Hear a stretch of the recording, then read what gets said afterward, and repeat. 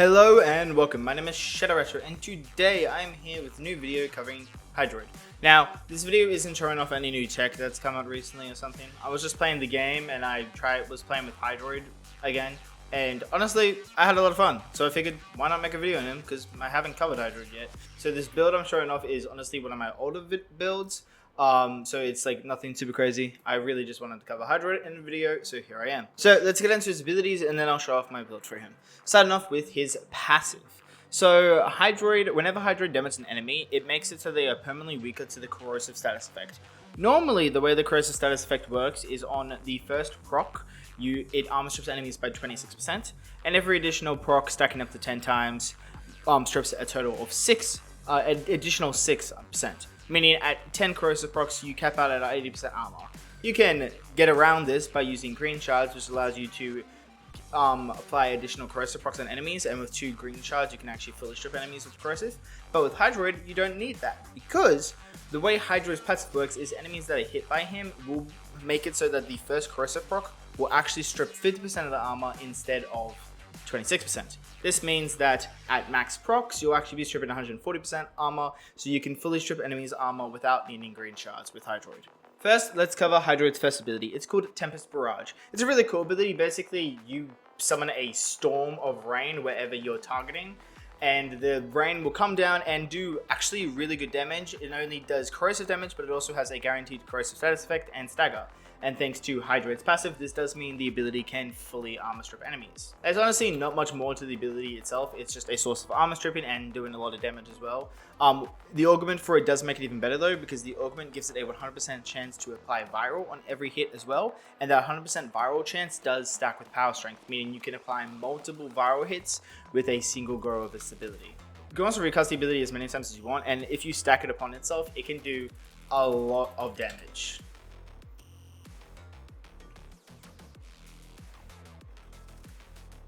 Hydroid's second ability is called Tidal Surge. Hydroid becomes a wave where he will launch forward at great speeds and will basically just be able to run around as this wave and go wherever he wants. Now, whenever he casts the ability, he will be cleansed for negative status effects, and he will also become immune to damage while the ability is activated. Any abilities that he runs over while in the wave will be carried by the wave wherever he's going, and at the end of the ability, they will be all plopped down roughly where the ability ends up, kind of grouping enemies together, though as you can see, it isn't really the most effective form of grouping. Enemies hit by the wave will receive corrosive damage, and they will have the corrosive status effect applied to them the longer they are carried throughout the wave, meaning the ability can fully strip enemies as well.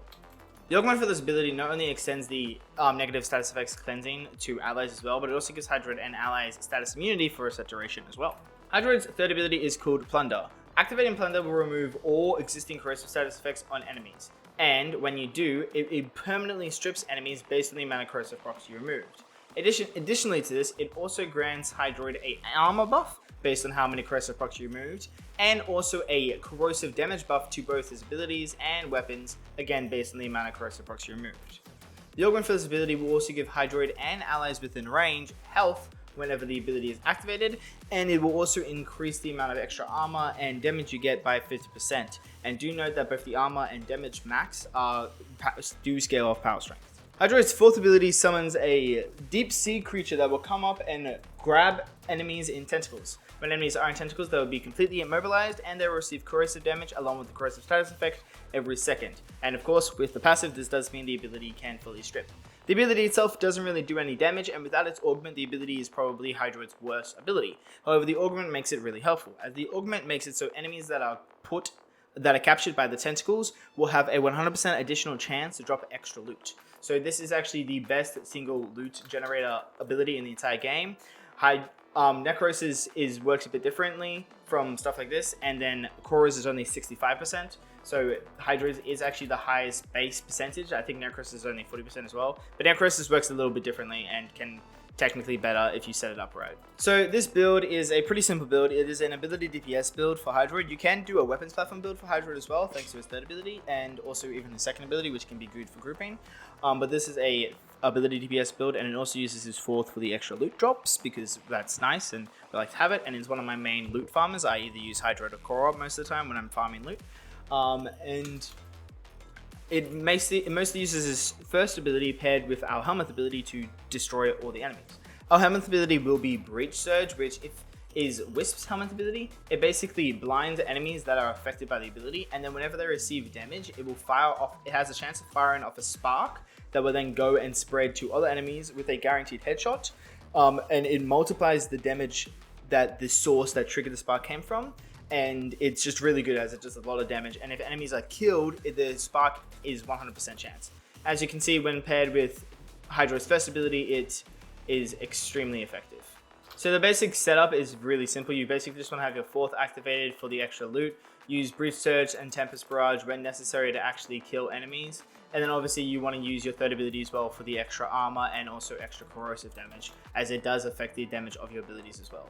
First, let's look into Archon Shards. I am using 3 Talforged Red Archon Shards for the extra 45% extra ability strength, and we are also using 2 yellow casting speed shards for the extra 50% casting speed. For the Hydroid build, you can run whatever aura you want, it does not matter. We do have primary continuity for our ability duration, adaptation for some survivability, along with Arcane Blessing for the extra health, as this will be a health tank setup thanks to our 3rd ability giving us above an additional 1700 armor, so that plus adaptation and Arcane Blessing will give us a lot of damage reduction and a lot of health. We do have Equilibrium, as this is a very energy heavy setup, so you definitely want to have a lot of energy source. Transient Fortitude for some power strength, along with Umbral Intensify, Pilfering Swarm, which is the augment for his first ability, and Viral Tempest, which is the augment for his first ability. And then we are using Arcane Battery for our energy max, as we're going to get an additional 1700 armor from our 3rd ability. So we're going to have a lot of armor, which obviously works very well with Arcane Battery. For the companion, I am running Death Cube. This is because the Death Cube works really well for energy generation, thanks to Energy Generator, its specific mod, which makes it so that it drops an additional energy orb every 10 kill assists. We can also pair this with things like Duplex Bond, and also Synth Deconstruct. Duplex Stun will summon the chlorines, which will also make it so enemies killed by them have a 50% chance to drop energy orbs, so more energy orbs. And Synth Deconstruct makes it so enemies tagged by the companion have additional chance to drop health orbs, which thanks to Equilibrium also means more energy. So with these 3 mods, we actually get a lot of energy out of Death Cube, thankfully. Contagion Bond is really good. It will spread status effects to other enemies that are killed by the companion, which can be really powerful. Guardian for some additional survivability. Assault Mode so the companion can actually attack enemies. Regen so if the companion dies, it comes back quicker. Enhanced Vitality and Character Redirection as survivability for the companion, and Vacuum as a must-have mod. We are using Vergas Prime as the companion weapon, as it is the best Sentinel DPS weapon. We do have Serration for the damage. We want to run the faction mod for the faction you're going up against. Prime Shred for the fire rate and punch through. We then have our Viral through prior rounds and Malagent Force. Use Rim rounds if possible, it is the better option.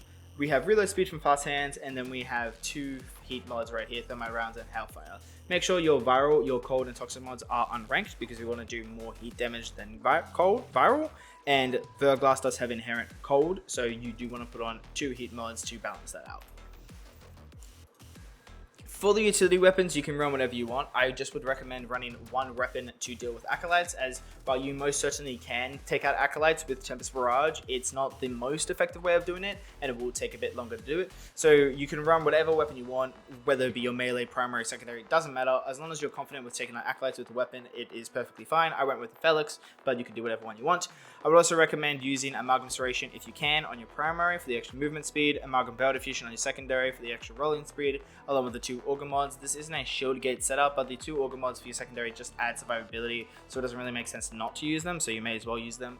And then I also am running Praetos as my melee for this evolution, giving me sprint, speed, and slide, and this evolution giving me parkour velocity. But there are a lot of melee incarnates these days that give buffs like this, so you can run whichever one you prefer. For the focus school, I would recommend running Zenorek just for the extra energy, because again, this is a pretty energy heavy build, but you don't need to run Zenorek, you should be fine without it. You could run Matarite for the extra casting speed and power strength if you wanted to, though none of Hydroid's abilities can really snapshot cast power strength very well, except for maybe his 3rd ability, so you're not going to get the most out of that. Yunaro could be useful as well when dealing with Acolytes for the extra armor strip, as Acolytes can only be applied by, I think it's 4 corrosive procs, so even with Hydroid's passive, you cannot fully strip with corrosive on Acolytes. You can fully strip them by using Plunder to armor strip them multiple times and then reapply corrosive and then use Plunder again, and so forth and so forth. And I think after maybe the 2nd or 3rd Plunder cast on an Acolyte, it would be fully stripped,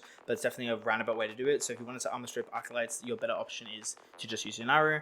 And Vazarin, if you want a grouping, this setup does work really well grouping thanks to Tempest Mirage being location specific. So you could also argue that Vazarin would be a very good pick for it. Obviously, Naramon isn't a good pick as it's not a melee build. Anyway, that is the setup. It's a pretty simple build and it's really fun to play around with, honestly, and it's a pretty good alternative to loot farming if you do want to use Korra or Necros.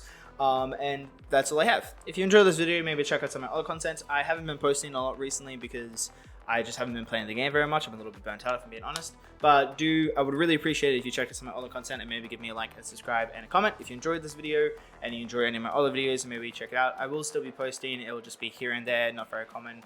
But I do still intend to post when I can to this channel. And until next time, bye bye.